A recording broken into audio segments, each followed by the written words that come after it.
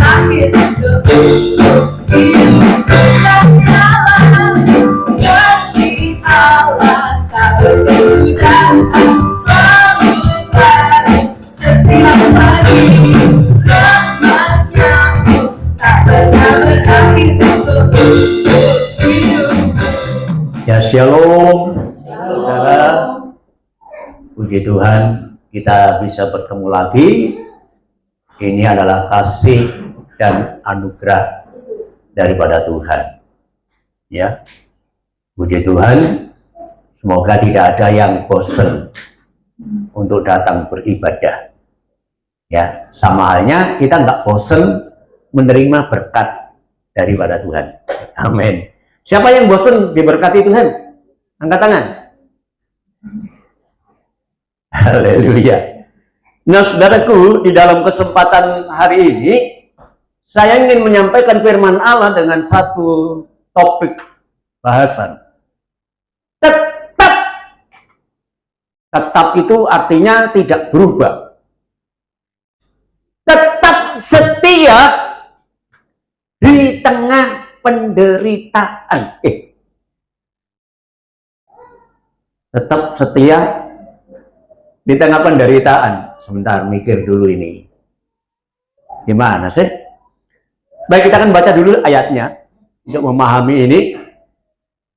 Yakobus pasal yang pertama, ayatnya yang kedua. Saudara-saudaraku, anggaplah sebagai satu kebahagiaan. Anggaplah sebagai satu kesukaan, kegembiraan, kesenangan, kebahagiaan apabila kamu jatuh ke dalam berbagai pencobaan. Saudara,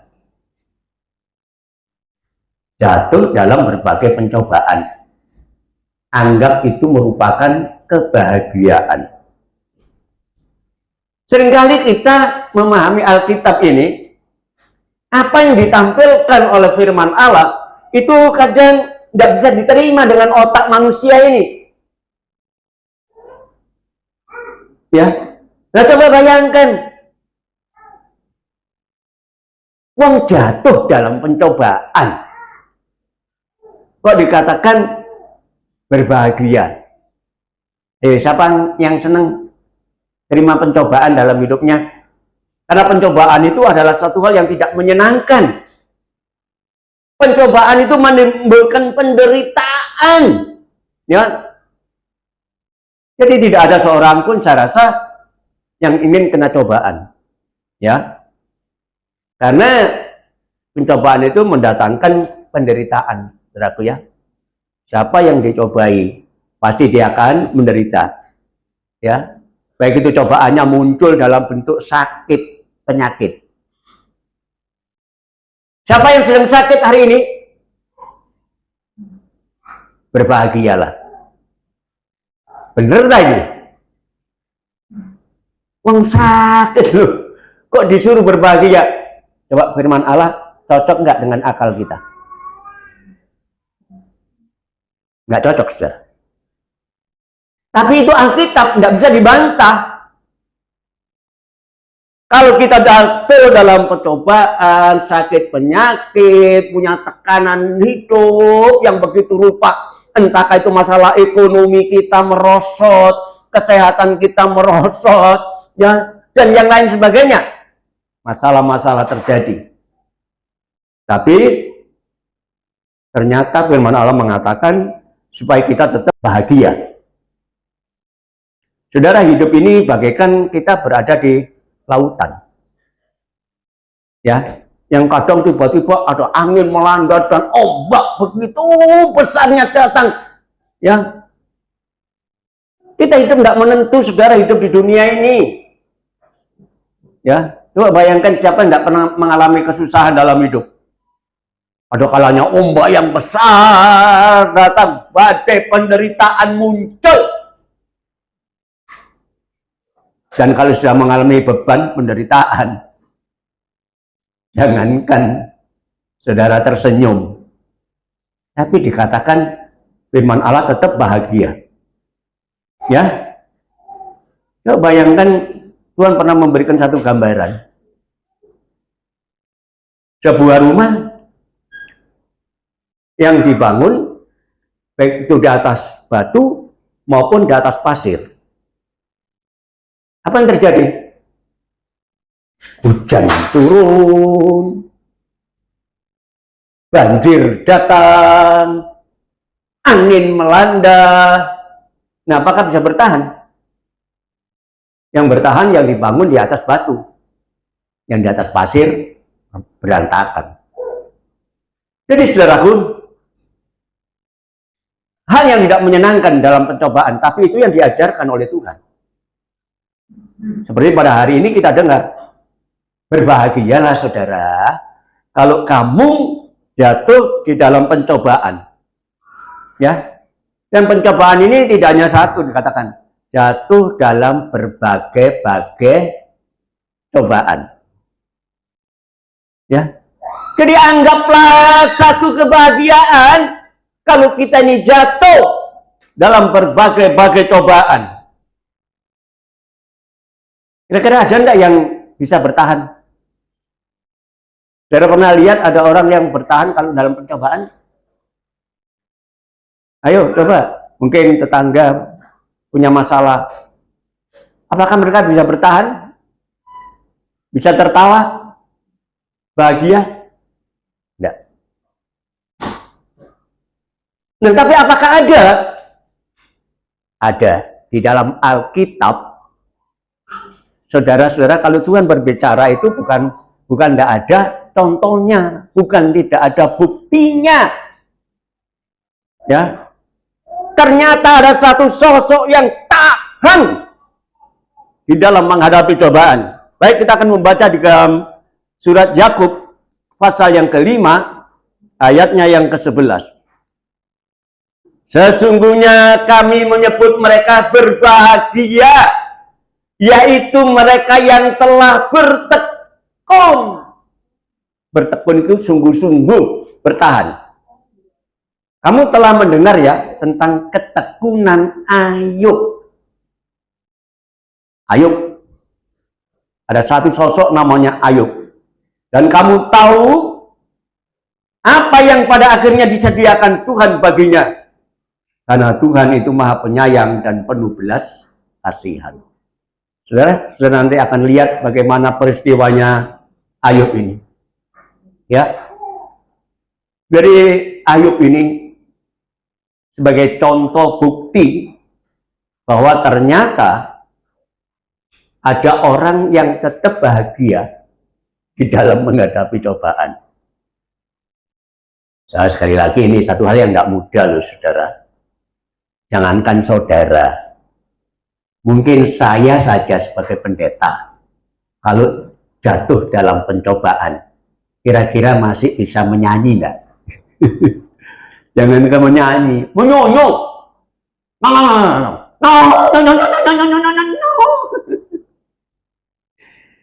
Tapi ternyata Ayub ini saudaraku adalah satu sosok yang dipertontonkan oleh Tuhan, oleh firman Allah. Kamu lihat ya ketekunannya. Ya.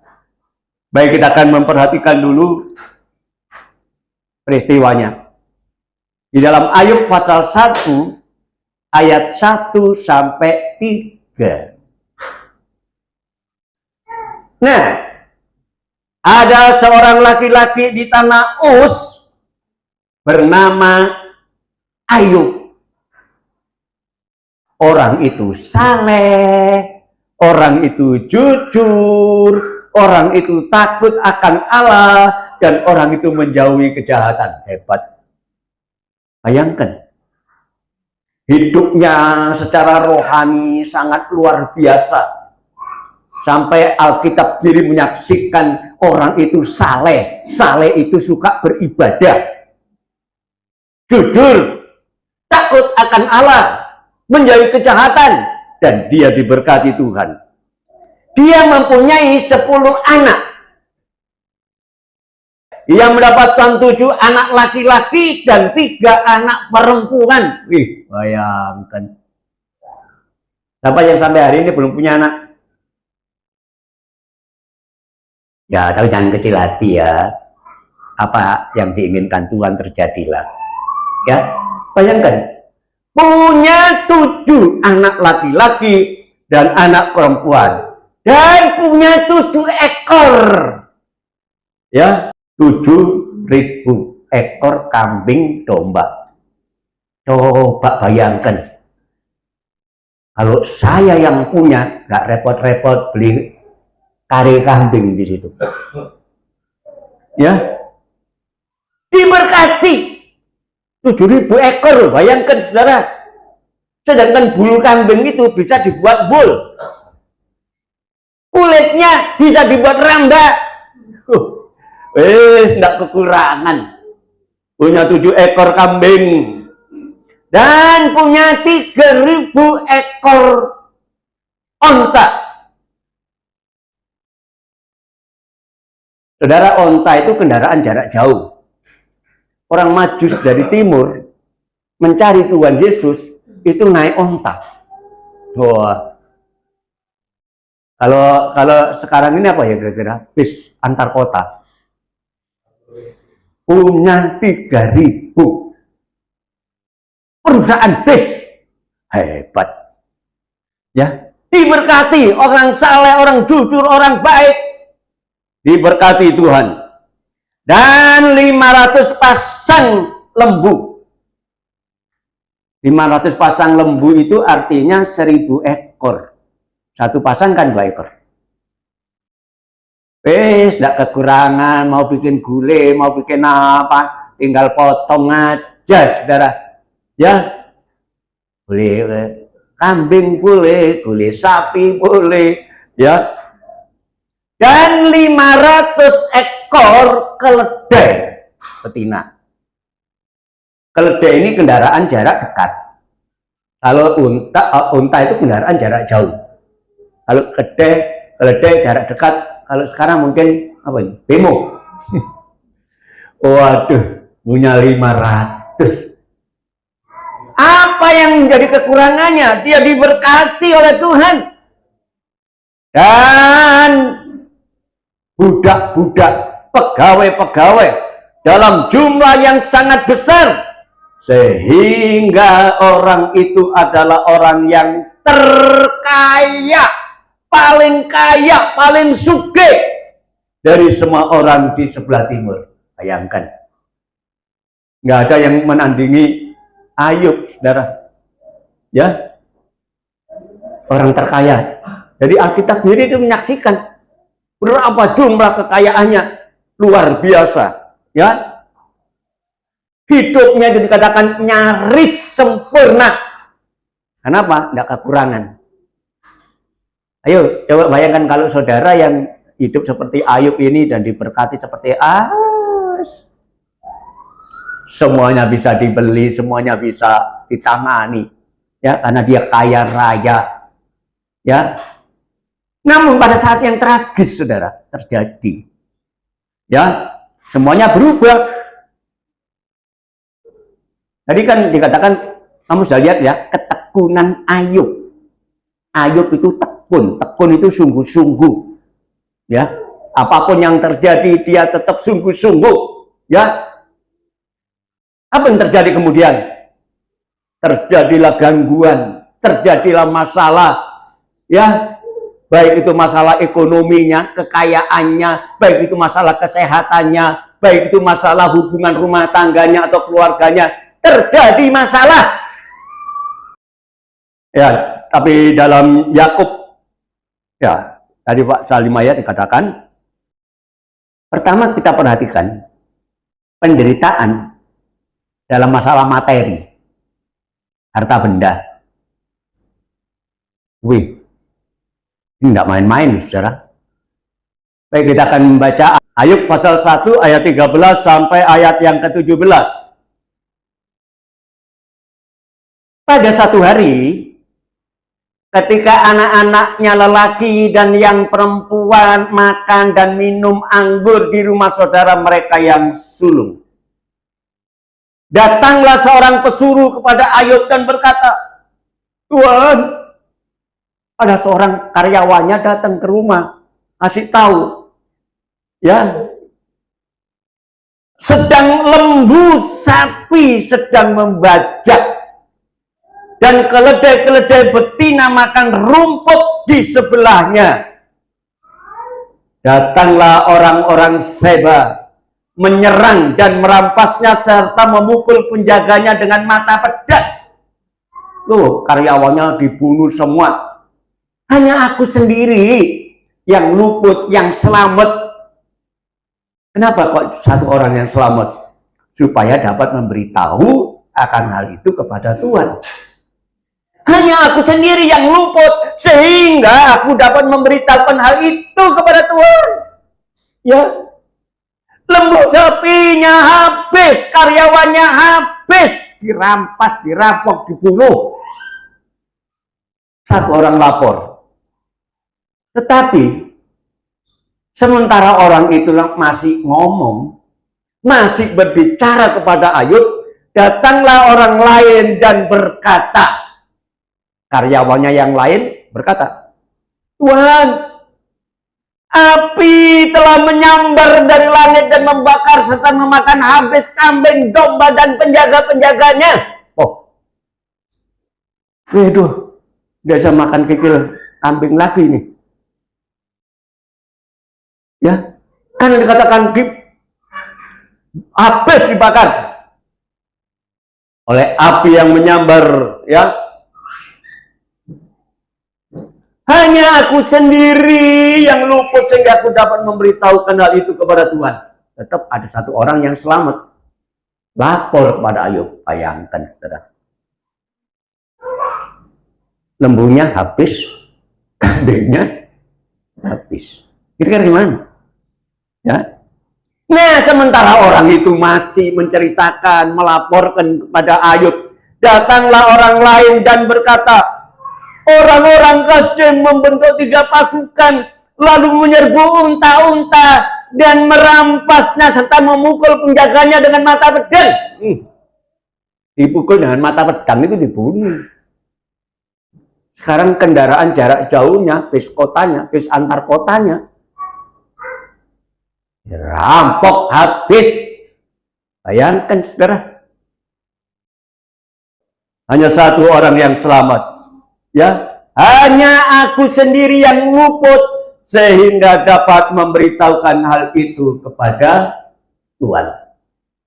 Andai kata saudara, baru punya mobil satu aja tiba-tiba. Coba bayangkan, kamu telah melihat ya ketekunan Ayub dalam kondisi yang begitu sukses luar biasa. Ternyata satu persatu habis. Bayangkan, belum selesai, orang itu lapor. Apa enggak sedih ketika mendengar laporan ini? Atau ada orang ke rumah, Mbak, Bu, niku griya sampean rubuh. Bu, sawahnya habis dirampas orang. Bu, itu ayamnya ludes diambil orang. Kita punya ayam cuma sedikit, tahu-tahu diambil orang. Kira-kira gimana? Ini si siapa? Ayub, habis ludes semuanya. Lapor yang satu belum selesai, datang lagi karyawannya yang lain lapor lagi, belum lagi yang lain lapor lagi, sedih. Tapi masalah yang paling dasar, saudara, dikatakan, ya, yang kedua dia mengalami penderitaan, masalah keluarga. Harta benda enggak apa-apa lah, tapi sekarang keluarga. Ya, kita akan membaca Ayub pasal 1 ayat 18 sampai 22. Sementara orang itu berbicara, datanglah hambanya yang lain, orang lain datang dan berkata, Tuhan, anak-anak Tuhan yang lelaki dan yang perempuan sedang pesta, sedang makan-makan dan minum anggur di rumah saudara mereka yang sulung. Berapa anaknya? 10 kan? 7 anak laki-laki, 3 perempuan, mereka hidup rukun dan seringkali bareng-bareng makan, saudara ya. Dan dikatakan ketika mereka makan bersama-sama, maka tiba-tiba angin ribut bertiup dari seberang padang gurun. Rumah itu dilandanya pada 4 penjurunya. Oh, dari kiri, kanan, muka, belakang. Angin ribut datang. Ya. Menimpa orang-orang muda itu. Menimpa anak-anakmu. Sehingga mereka mati. Hanya aku sendiri yang luput sehingga dapat memberitahukan hal itu kepada Tuhan. Bayangkan. Hartanya habis. Nggak apa-apalah, bisa cari lagi. Tapi anaknya, mungkin kalau mati 1, masih untung ya. Anaknya 10, mati semua. Oh, ini penderitaan yang dahsyat, yang luar biasa, yang tidak mungkin dialami oleh banyak orang. Ya, makanya tadi firman Allah mengatakan berbahagialah kalau kamu jatuh dalam berbagai-bagai pencobaan. Nggak mungkin kita tahan. Nggak mungkin ada orang yang mampu. Tapi ternyata Ayub, dia mengalami penderitaan yang sangat dahsyat dan sangat luar biasa. Ya, dan apa yang terjadi? Maka berdirilah Ayub, lalu mengoyak jubahnya, pakaiannya dirobek, dan menggunduli kepalanya. Rambutnya dicukur, kemudian sujud dan ia menyembah. Aneh. Di dalam kondisi yang sedemikian rupa, kalau saudara ke mana? Percuma aku ikut Tuhan. Ternyata aku begini. Tapi ini enggak. Ayub, dalam penderitaan yang sangat berat, dia malah sujud menyembah. Aduh. Saudara, ini tidak akan pernah mungkin ada yang seperti Ayub. Di dalam penderitaan yang sangat berat, dia masih tidak melupakan Tuhan. Dia masih, saudaraku, menghargai Tuhan. Dia sujud dan menyembah. Katanya, dengan telanjang aku keluar dari kandungan ibuku. Maka dengan telanjang juga aku akan kembali ke dalamnya. Oh, saudara, Tuhan yang memberi, Tuhan yang mengambil. Terpujilah nama Tuhan. Yuk, kok ya bisa? Di dalam kondisi yang berat, masalah yang begitu dahsyat, masih dia berkata, terpujilah Tuhan.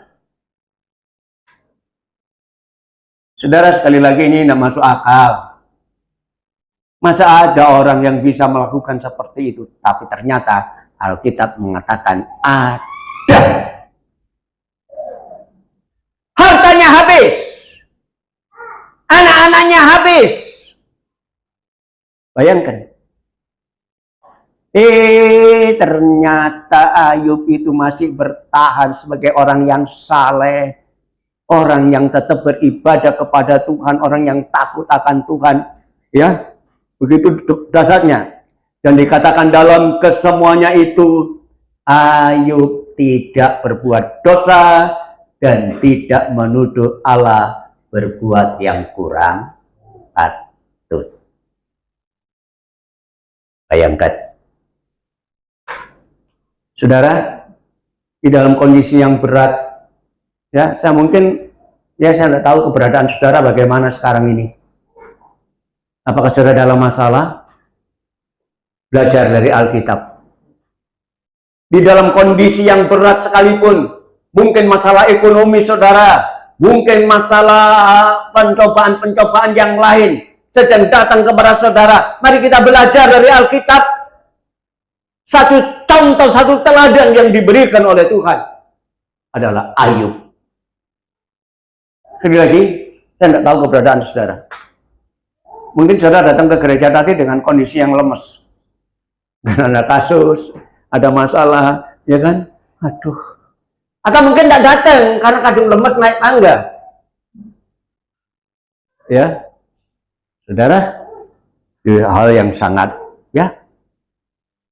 Jadi Ayub kita perhatikan, dia dalam kondisi yang sangat terbeban, menderita dan sekaligus, ya. Tapi dia tetap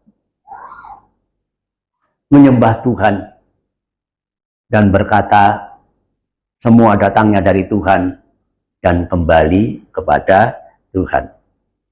Ini satu teladan yang sulit ditiru, tapi ini menjadi kenyataan di dalam Alkitab. Hartanya habis total, anak-anaknya mati, tetapi dia tetap menjaga mulutnya. Dia tidak ngomel sama Tuhan. Saya pernah ceritakan, ada seorang yang penjual telur itu, ya. Karena dia jualnya ke pasar, karena dia orang Kristen, selalu berdoa. Tuhan, saya mau jual telur ke pasar, Tuhan berkati. Dan dia sampai di pinggir jalan, dia nyegat, nunggu kendaraan angkutan yang jadi langganannya. Nah, angkutan selalu berhenti nunggu ibu ini. Dia melewati pematang sawah, ya, langsung naik pasar jualan, habis. Dia bersyukur kepada Tuhan. Besok lagi, berangkat lagi, naik angkutan yang sama, habis lagi. Tapi satu saat dia sedang pergi ke sandung, saudara. Di tengah-tengah pematang, ya, telurnya tumpah, pecah semua. Masalah terjadi. Ini orang yang setia loh. Sebelum berangkat dia berdoa dulu, Tuhan, tolong berkati. Dan selalu diberkati oleh Tuhan. Tapi ketika satu hari dia kesandung, pecah semua. Dia nangis. Tuhan, kenapa bisa terjadi seperti ini, Tuhan? Dia nggak jadi ke pasar. Dia coba kumpulkan itu bekas-bekas semua telur yang pecah. Dikumpulkan dan dibawa pulang, dia tetap menangis. Saudara, siapa yang nggak sedih? Hasil ekonominya dari penjualan telur itu. Tapi kenapa enggak satu? Semua pecah. Habis. Tapi 1 jam kemudian, di tengah-tengah tangisannya, tetangganya datang. Bu. Ya, kenapa? Ibu nggak ke pasar? Lihat ini tumpah semua. Untung, Bu, untung. Kenapa? Untungnya di mana? Kendaraan langganan ibu itu penuh dengan penumpangnya masuk jurang, dan yang di dalamnya mati semua. Kaget dia. Aduh, coba kalau dia telurnya nggak pecah, dia masuk, mati dia. Jadi jalan Tuhan itu terbaik, saudaraku. Apapun yang terjadi, belajarlah kepada Ayub. Dia tetap memuji Tuhan, dia tetap menyembah, dia tetap mengucap syukur dan berkata, semua datangnya dari Tuhan dan kembali juga kepada Tuhan. Hartanya habis total. Dari kaya raya jadi melarat. Habis sih. Tapi dalam kondisi apapun, dia tetap bersyukur. Ya. Jadi ada penderitaan. Jadi secara ekonominya, materialnya habis. Anak-anaknya habis. Tetapi dia tetap bertahan. Tetapi selanjutnya tidak berhenti. Terjadilah penderitaan masalah kesehatan. Bayangkan. Hartanya habis. Anaknya habis. Sekarang yang diserang adalah kesehatannya. Haleluya. Satu hal yang sangat tidak masuk akal. Orang saleh, orang suka beribadah, orang yang takut akan Tuhan, masih terjadi masalah. Bayangkan, saudaraku, Ayub pasal yang kedua ayat 7 sampai 8. Kemudian iblis pergi dari hadapan Tuhan. Memang iblis itu menghadap Tuhan sebelumnya. Sebelum Ayub dalam pencobaan, dia datang, ditanya oleh Tuhan, iblis, kamu dari mana? Baru jalan-jalan, muter-muter. Hati-hati loh. Iblis itu kerjaannya muter-muter. Cari mangsa. Tapi Tuhan tanya, kamu sudah lihat hambaku Ayub? Dia seorang yang saleh, seorang yang beribadah, orang yang takut akan Tuhan. Iyalah Tuhan. Iblis jawab, lah kamu melindungi dia, makanya dia takut akan Tuhan. Coba beri kesempatan saya untuk menyama. Oke, sama. Tapi jangan sampai nyawanya ya. Nah, itulah artinya habis. Oh, balik lagi setan. Coba kamu lihat hambaku kan? Ya, tapi coba sekarang beri kesempatan saya untuk menyentuh tubuhnya. Ya sudah, tapi jangan nyawanya ya. Jadi pencobaan itu ternyata seizin Tuhan. Pencobaan itu datangnya dari iblis, tapi iblis tidak akan pernah bisa mencobai manusia kalau tidak Tuhan izinkan. Ya, nah, kemudian iblis pergi dari hadapan Tuhan, lalu ditimpanya Ayub dengan bara yang busuk. Bara itu apa? Borok. Bukan sekedar kodis. Borok. Ya, yang busuk lagi. Dari mulai telapak kaki sampai ke batu kepalanya. Kira-kira wajahnya ganteng enggak kalau borokan semua? Berubah total, saudara. Ayo coba. Kalau kena luka sedikit aja sudah, waduh, rasanya gimana ya? Rasanya gimana ya? Haleluya. Tetapi apa yang terjadi? Lalu Ayub mengambil sekeping beling. Nggak cari obat, cari beling. Untuk menggaruk-garuk badannya sambil duduk di tengah-tengah abu. Coba boroknya dikeruk sama beling. Krok, krok. Aduh. Ini penderitaan yang dahsyat, yang luar biasa. Harta bendanya habis, anaknya habis, sekarang tubuhnya. Tapi Alkitab katakan dia tidak ngomel. Beda dengan kita ya. Sedikit aja ngomeli gak mari-mari. Semua orang disalahkan kalau dia sedang sakit. Padahal penyakit itu bukan datangnya dari teman-temannya, bukan datangnya dari keluarga, ya kan? Tapi nggak ente-ente. Tapi ini Pak, dia nggak begitu apa? Ya, dia memang terbeban ya dengan penyakitnya ini, sampai dia ambil beling, garuk-garuk kepalanya, kudiknya itu yang kuat di mana digaruk sama beling.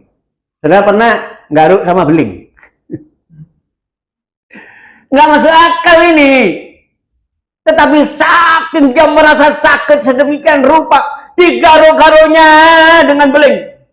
Tapi satu hal yang indah, nggak ada keluhan keluar dari mulutnya. Kenapa Tuhan kau ini seperti penjual telur tadi? Nggak ada. Ya, saudara, tidak ada satupun ya. Dia tetap bersyukur kepada Tuhan. Dia nikmati aja sakitnya itu. Ambil beling, digaruk-garuk, digaruk-garuk. Saudara, ini satu hal yang indah. Kenapa? Tidak ada seorang pun yang tidak pernah mengalami cobaan. Tapi tentu cobaan kita tidak seberat seperti Ayub. Ya, karena kita tidak mungkin bisa menyamai dia.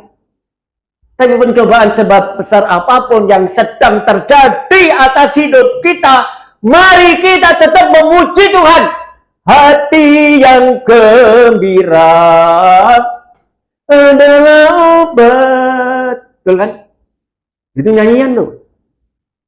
Hati yang gembira adalah obat. Tapi ayat itu mengatakan obat yang manjur. Saudara pergi ke apotek itu dan Kenjeran di K24 ya.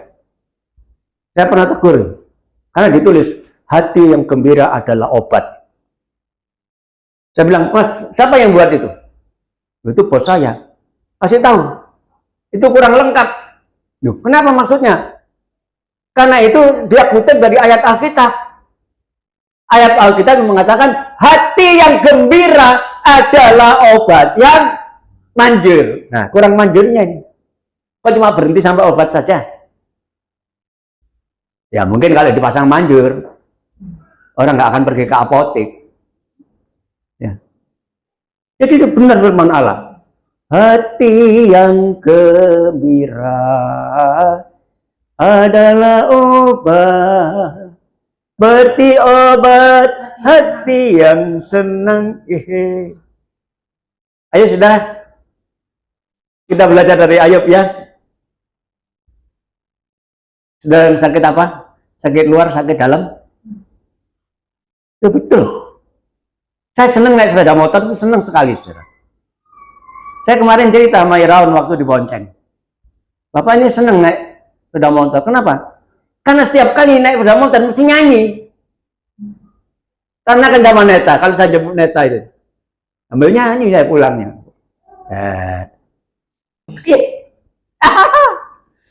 Tapi hati yang gembira adalah obat yang manjur. Sing seneng aja saudara. Ustaz, masalah pasti ada. Saya mau ngerutu terus, ngomel terus. Malah ketambahan nanti. Kopeng ngomel terus kan. Kwek.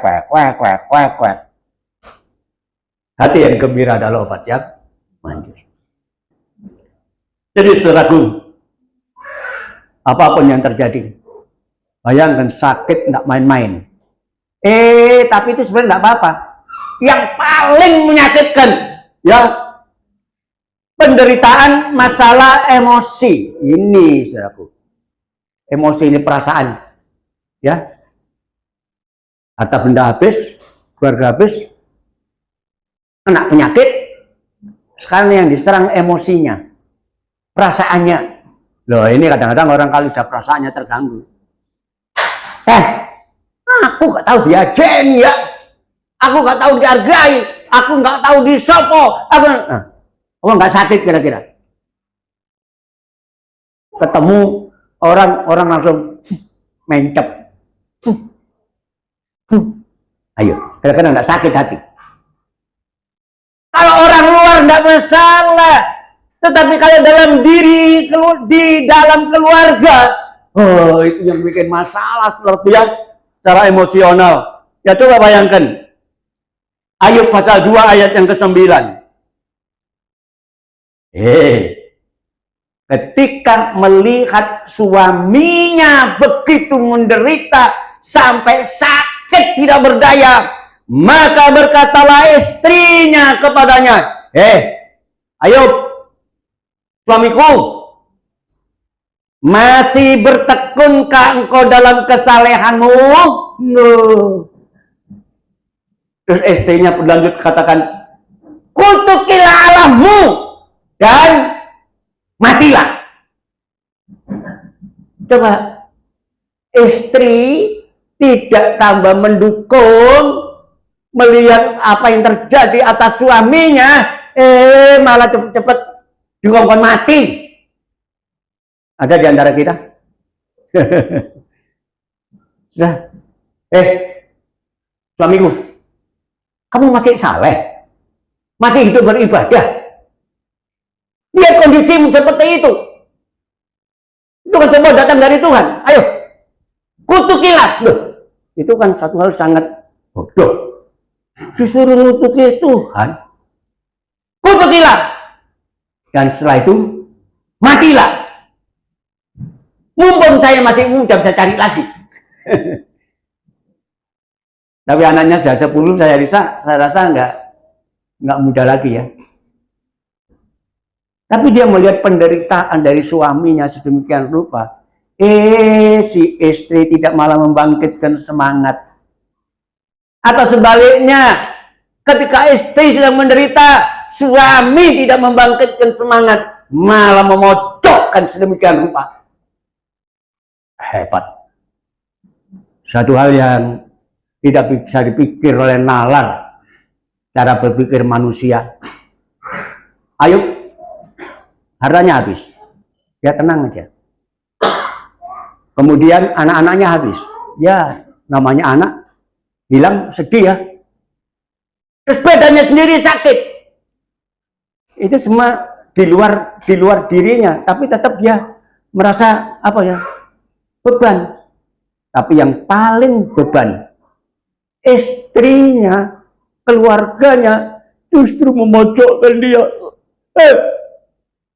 Kamu masih bertekun, hah? Masih tetap setia sama Tuhan. Ayo, kutuki Tuhan. Dan matilah. Aman. Saudara, satu hal yang sangat tidak menyenangkan, ya. Tetapi di dalam pasal 2 ayat yang ke-10, tetapi jawab Ayub kepadanya, engkau berbicara seperti perempuan gila. Apakah kita mau menerima yang baik daripada Allah, tetapi tidak mau menerima yang buruk? Dalam kesemuanya itu, Ayub tidak berbuat dosa dengan bibirnya. Hebat Ayub ini. Direndahkan sama istrinya, direndahkan. Ya, istri itu kan apa ya? Saudara apa ini? Satu daging, sudah ya. Tapi apa yang terjadi? Apa? Garwo, si garane nyowo. Betul. Loh kok ya, aduh. Banyak loh istri-istri semacam ini, saudara. Ya. Suami itu artinya apa sih? Singkatan dari apa suami itu? Suami, semua uang milik istri. Betul?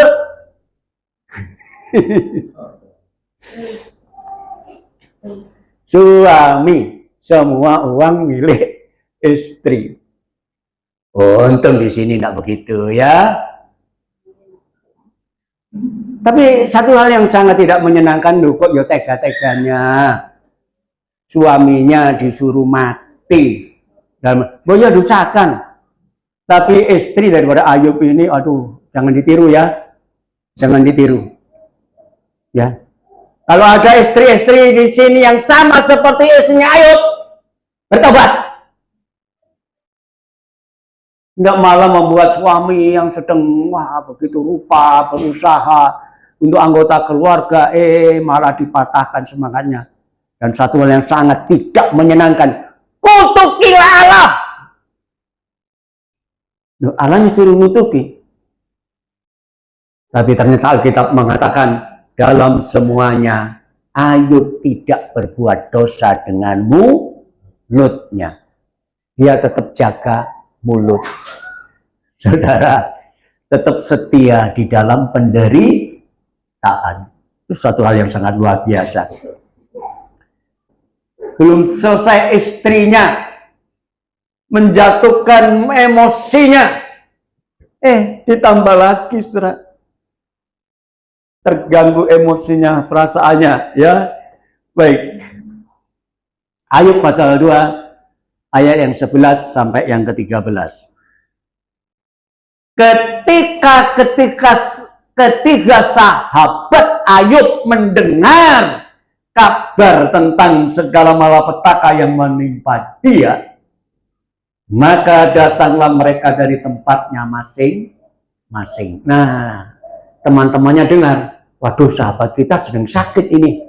Rasa empatinya muncul. Ayo besok yuk. Nah, 3 orang datang menemui Ayub. Mereka ini adalah Elifas orang dari Teman, dan Bildad orang dari Sua, serta Sofar orang dari Naama. Jadi kata-kata ya. Jadi mungkin di sini seorang dari Madura, seorang dari Banyuwangi, seorang dari itu ya datang besuk ya. Mereka bersepakat untuk mengucapkan belasungkawa kepadanya dan menghibur. Bagus. Seorang sahabat kalau melihat sahabatnya sedang menderita, ayo datang memberikan penghiburan, ya. Dan ketika mereka memandang dari jauh, mereka tidak mengenal Ayub lagi, karena boroknya itu, penyakitnya itu dari ujung rambut sampai telapak kaki. Lalu tiga sahabat ini menangislah mereka dengan suara nyaring. Ayub, Ayub, kenapa kau seperti itu? Nangis. Ini sahabat yang baik, ya. Mereka mengoyakkan jubahnya dan menaburkan debu tanda berduka di kepalanya. Ini sahabat yang perlu ditiru.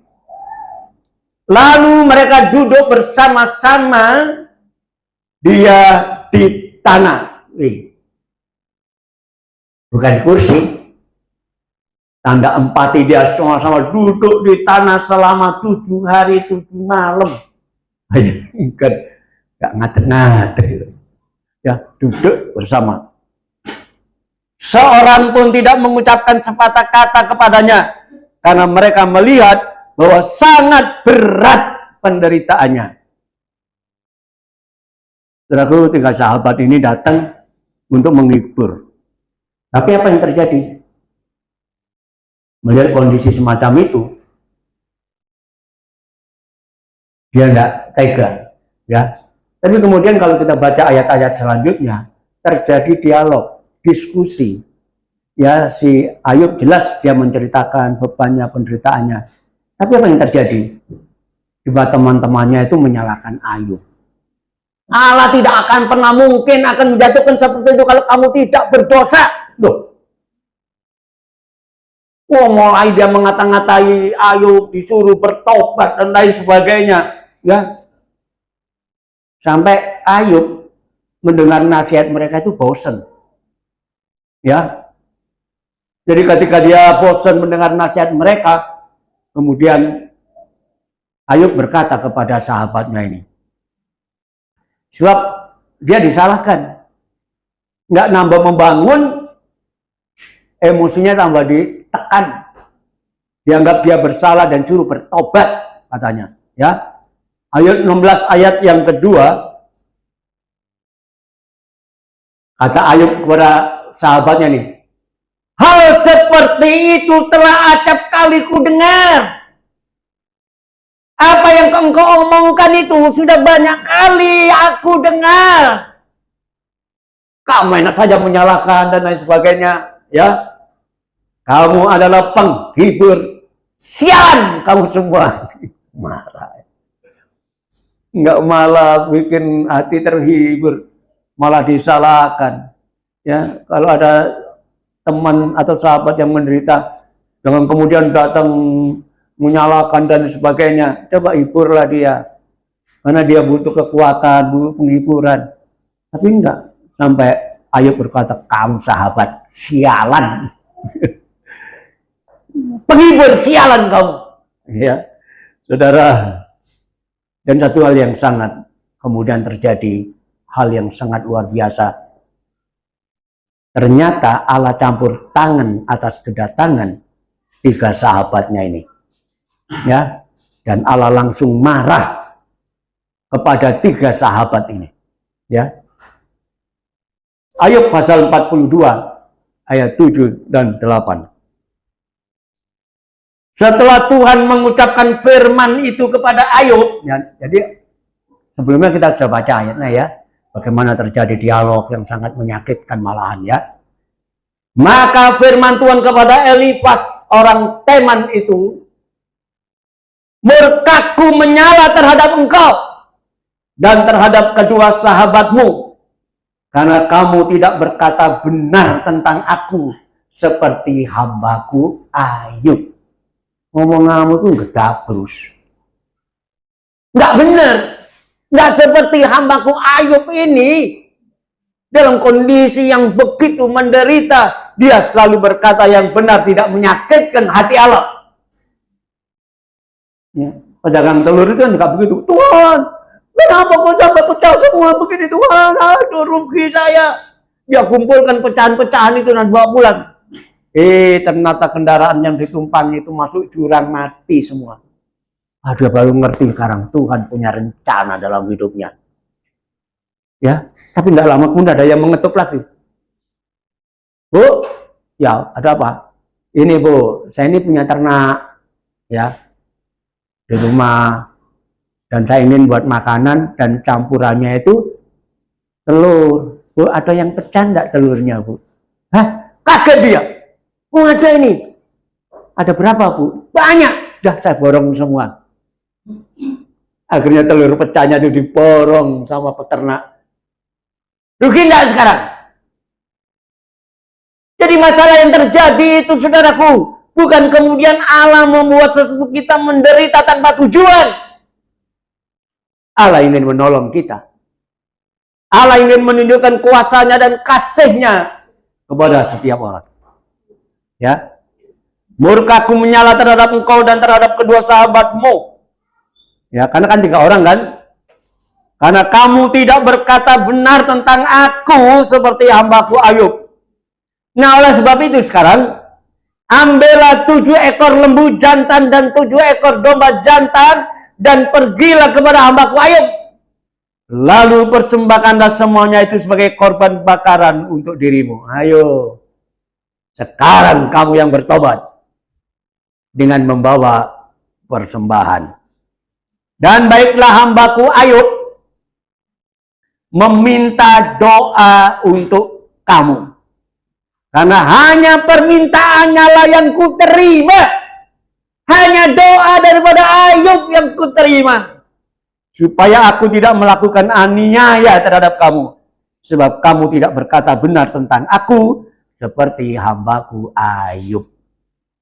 Hebat enggak? Ternyata dalam penderitaan yang begitu rupa Allah tetap membela Ayub karena Ayub itu benar. Dia tidak pernah berbuat dosa, bahkan dari bibirnya saja dia tidak pernah berbuat dosa. Tidak ngomel, tidak gerutu. Sama, beda dengan kita ya. Karena beras tidak yang gerutu. Tuhan, kok beras tidak ada? Mudah-mudahan tidak ada ya. Kita belajar dari Ayub. Sekali lagi, nggak ada yang bisa menandingi Ayub. Tapi ini satu teladan, ya, supaya kita tetap bertahan di dalam penderitaan, tetap setia di dalam penderitaan, ya. Dan apa akhirnya, saudaraku? Dalam Ayub pasal 42 ayat yang ke-10. Lalu Tuhan memulihkan keadaan Ayub setelah ia meminta doa untuk sahabat-sahabatnya. Dia nggak ada kebencian. Sahabatnya yang telah menyakiti hatinya didoakan. Waduh, ini luar biasa. Bibirnya sama sekali tidak ada dosa. Ya. Dan Tuhan memberikan kepada Ayub 2 kali lipat dari segala kepunyaannya yang dulu. Coba bayangkan. Apa yang dia punya? Berapa ribu hewan-hewan itu dikembalikan 2 kali lipat. Kesehatannya begitu luar biasa. Sekali lagi ini bukan cerita bohong. Ini saya kutip dari Alkitab untuk saya sampaikan kepada saudara, menjadi kekuatan bagi saudara dan saya. Karena manusia itu tidak akan luput dari masalah, dari penderitaan, dari cobaan. Tetapi kalau kita belajar seperti Ayub ini, saya yakin Tuhan pasti tolong kita. Ayub saja ditolong dalam penderitaan yang begitu berat, ya. Coba perhatikan di sini dalam kondisi yang apapun terjadi, saudara. Ayub itu tetap tahan. Kuat. Dia tetap sabar dan tetap berdoa. Doa kepada Tuhan tidak pernah dilupakan. Doa itu merupakan satu kebutuhan kita secara Kita berdoa karena kita butuh sama Tuhan. Kita yakin Tuhan sanggup mendengar dan menolong kita. Dia tetap berdoa. Dia tetap mengendalikan diri. Gak gampang emosi. Gak gampang marah. Dia bisa mengendalikan dirinya sendiri. Ya, dia tahu bahwa semua terjadi itu rencana daripada Tuhan. Tidak mungkin Tuhan tidak punya rencana dalam hidup kita. Ya. Dan satu hal lagi, dia menyerahkan dirinya kepada Tuhan. Itu penting, saudara. Kita tidak menganggap diri ini mampu. Tidak menganggap diri ini bisa dalam segala sesuatu. Sebagai orang yang percaya, kita mempunyai sikap menyerahkan diri kepada Tuhan. Dan tetap memuji Tuhan. Amin. Dalam suka duka, ku kan tetap tersenyum. Bisa enggak? Diolok, dihinaku kan tetap tersenyum. Karena ku tahu Tuhanku Yesus sertaku. Apapun terjadi, bukan tetap tersenyum. Oh, amin. Mesem langguyu iku putrane Gusti. Ya kan? Ayo, saya nggak tahu, saudara, apa yang terjadi? Yang kelihatan bersemut enggak ini? Ayo, siapa wajahnya yang tersenyum? Nggak kepeksa kan senyumnya? Saudara, saya yakin Tuhan memberikan satu contoh teladan untuk diikuti. Apapun yang terjadi dalam kehidupan kita, saudara, kita belajar seperti Ayub. Karena apapun yang terjadi, Tuhan pasti pulihkan. Ya.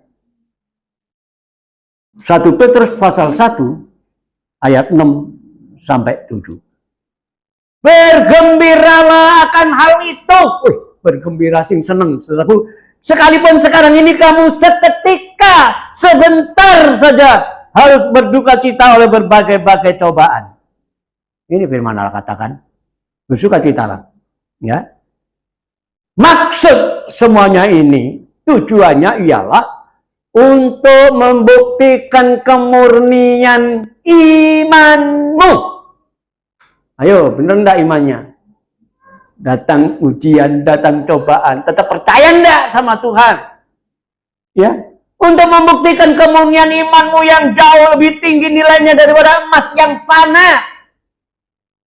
Yang diuji kemurniannya dengan api. Emas diuji dengan api untuk melihat murninya. Kalau orang Kristen diuji dengan penderitaan. Kok begini ya hidup ini? Gimana, saudara? Si soro nih. Oh, haleluya.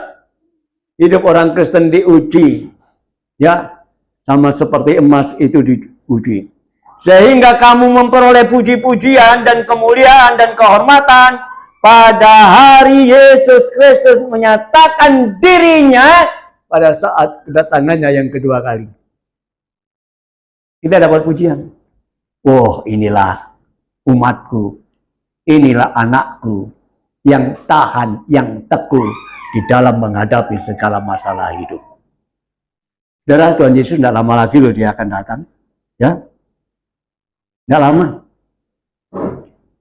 Tapi mari, saudara, kita usahakan hidup ini menyenangkan hati dia, sehingga saudara pada saatnya nanti kita sendiri akan memetik hasilnya.